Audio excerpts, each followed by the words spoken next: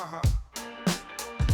Click the link and dive right in. AI bites in every spin. All right, so today we're diving into a book, a bit of a classic actually, published back in 1971 called The Senses of Man. Okay. And, when I first saw the publication date, I was like, 1971, is that going to be like really outdated? Right. But let me tell you, this book, it's way more than just, the basic five senses, which I think a lot of us kind of assume when we hear senses. Yeah, It absolutely. goes into all these other senses that, honestly, we don't always even think of as senses, like touch, temperature, pain. It's true. And then it even gets into some really fascinating stuff like ESP Oh, wow. and synesthesia. Interesting. I mean, it's really a deep dive into the whole world of how we perceive, every type. Yeah, and it's not just limited to humans either, which I think is one of the coolest parts. Oh, right. Tell me about that. Yeah, so the book actually compares our senses, human senses, to the senses of other animals, Oh, cool. both vertebrates and invertebrates. Wow. So like a bat versus a jellyfish? Exactly. It really gives you this incredible perspective on the diversity of sensory experiences out there in the animal kingdom. That's awesome. Yeah, it's really fascinating. So, okay, I'm already intrigued, but Yeah. honestly, I still have that little voice in my head saying, but 1971? Right. So I was checking out some reviews of the book, just kind of trying to get a feel for it. Yeah, of course. And I was really struck by how many people praised the book for being both scholarly, like it's got the science, Right. but also it's written in a way that's really accessible, even if you're not a scientist. Yeah, I think that's what makes it so great. Like one reviewer even said it felt like having a conversation with a knowledgeable friend over a cup of coffee, I love that. which I thought was a perfect way to put it. Yeah, it really does feel that way. Like you're learning all this amazing stuff, but it doesn't feel like you're reading a textbook, Absolutely. The author has this really engaging writing style, They use all these interesting examples, anecdotes, and it just makes the science come alive. That's so important. It is. It makes you want to keep reading, even if you're not, a science buff. Yeah, for sure. So, okay, we've established this book is a great read, but that brings me back to my initial kind of hesitation, right? Like, how much of the science in a book about the senses from 1971 is actually still relevant today? I mean, 1971, that's, Over 50 years ago. yeah, exactly. So much has changed in science since then. It's true. A lot has changed, but I think it's important to remember that while specific research findings, specific details might have been updated or even completely changed over the years, Right. the fundamental principles of how our sensory systems work, those haven't really changed that much. Oh. It's like, think of it this way. The book provides this foundational framework, like a blueprint of our sensory world, and all the newer discoveries and research are just building on top of that foundation. So it's like having a solid base to understand the newer stuff. Exactly. Like, you might need to update some of the specifics, but the core concepts are still there. And I think that's why this book is still so valuable today.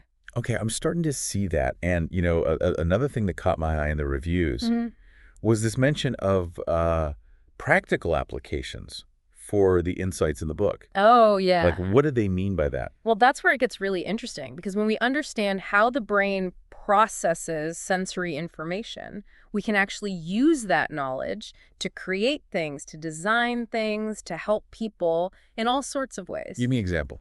Okay, so in medicine, for example, understanding how the brain interprets pain signals, that can lead to more effective pain management therapies. So it's like if we know how the brain experiences pain, we can figure out how to block those signals or something. Exactly. Or even just understand how to better manage chronic pain conditions. Wow, that's amazing. Right. And then in psychology, understanding how sensory input affects our mood and behavior, like how certain colors or sounds can make us feel. Yeah. That can help us create environments that promote well-being. Like I've definitely noticed that a dimly lit space with soft music just makes me feel more relaxed. Exactly. And that's not a coincidence. Designers use that knowledge all the time. Oh, wow. So my favorite cafe with the warm lighting and the chill music, they're manipulating my senses. Well, not manipulating, more like creating an atmosphere that's designed to be inviting and relaxing. Okay, that makes me feel better. But yeah, the point is understanding how we perceive the world through our senses.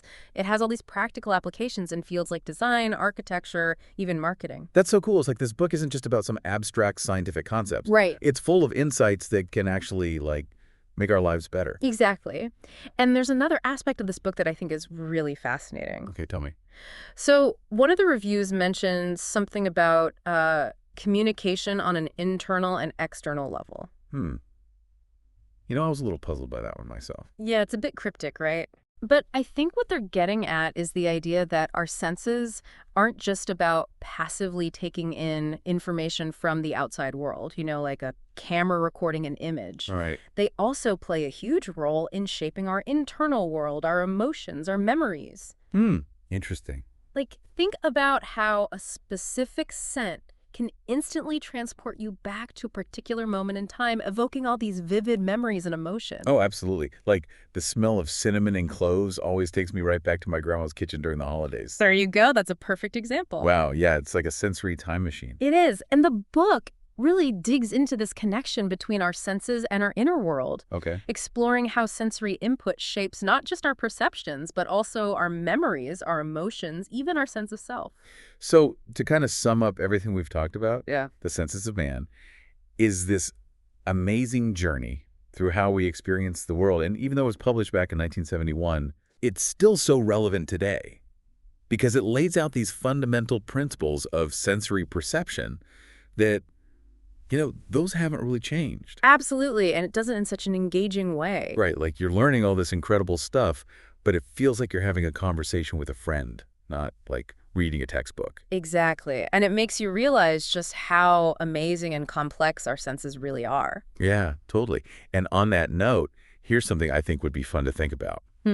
If you could enhance one of your senses, like just boost it to superhuman levels, Okay. which one would you choose and why? Oh, that's a tough one. Right. Like, would you want super hearing so you could experience music in a whole new way? Oh, that would be incredible. Or maybe enhanced vision so you could see all the intricate details of, like a painting or a flower? I don't know. It's such a fascinating question. It is, right? Yeah, It really makes you appreciate all the amazing things our senses do for us. it really does. So, yeah, think about that. And until next time, keep exploring. See you then.